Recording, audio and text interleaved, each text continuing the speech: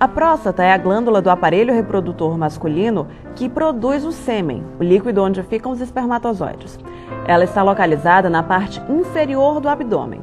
Mas, assim como os outros órgãos do corpo humano, após os 45 anos precisa de mais monitoramento. Se você faz uma prevenção numa fase inicial da doença, você tem uma possibilidade de cura que se aproxima de 100%, né?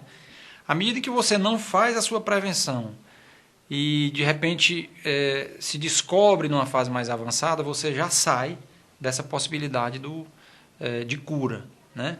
E o que é importante ressaltar na prevenção do câncer de próstata é que ele não dá sintomas numa fase inicial. Muitas vezes as pessoas confundem os sintomas da hiperplasia benigna, que é um crescimento de próstata que todo homem tem, que é um crescimento benigno, que muitas vezes dá sintomas de urinar muito, de ardor, ou de dor quando vai urinar, ou de dificuldade para urinar.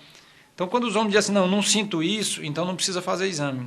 Isso absolutamente não quer dizer quase nada, porque o câncer, como eu falei, não dá sintomas. É um paciente que mora em Fortaleza, digamos assim, teoricamente ele tem maiores possibilidades de fazer a sua prevenção, mas infelizmente ele nunca procurou.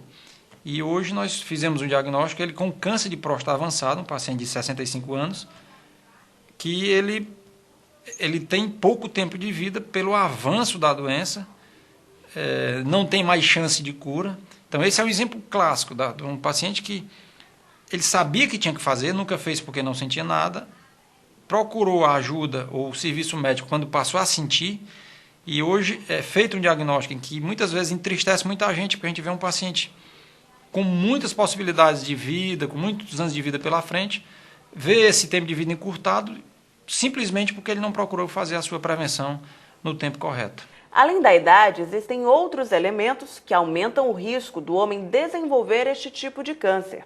Os mais comuns são os fatores raciais. Os homens negros têm maiores chances de desenvolver este tipo de câncer. Os pacientes com histórico familiar, com alimentação rica em gordura animal e os pacientes sedentários. Os homens muitas vezes alegam a história do machismo, da resistência em fazer o toque, mas a gente percebe que também por trás disso, e de maneira muito forte, aparece o medo que o homem que ele tem de descobrir que possa estar com alguma doença mais séria na próstata. E a gente observa isso na prática diária, porque quando você examina os pacientes que na mesma hora você dá o resultado que está tudo bem, ele fica extremamente aliviado.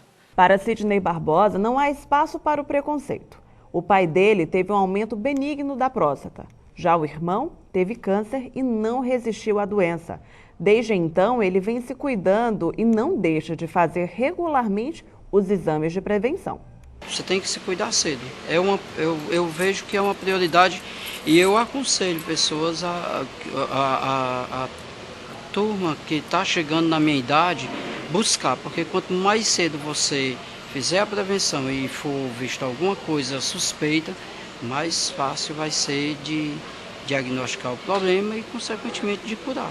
O exame da próstata é simples e eficaz, mas muitos mitos giram em torno dele. Porque quando a gente fala em prevenção de câncer de próstata, como é que se faz a prevenção? É através do exame de sangue, que é o PSA, né? Que é uma substância que a próstata produz, que quando o paciente está com câncer, essa substância se eleva no sangue. E através do toque retal. Então, muitas vezes os pacientes perguntam, doutor, eu já fiz o PSA, preciso fazer o toque? Esses exames eles não competem entre si, eles não concorrem, são exames que se ajudam.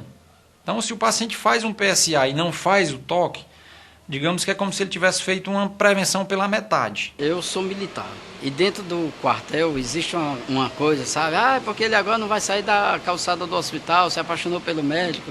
Então, a gente aceita, o povo brasileiro ele é brincalhão por natureza.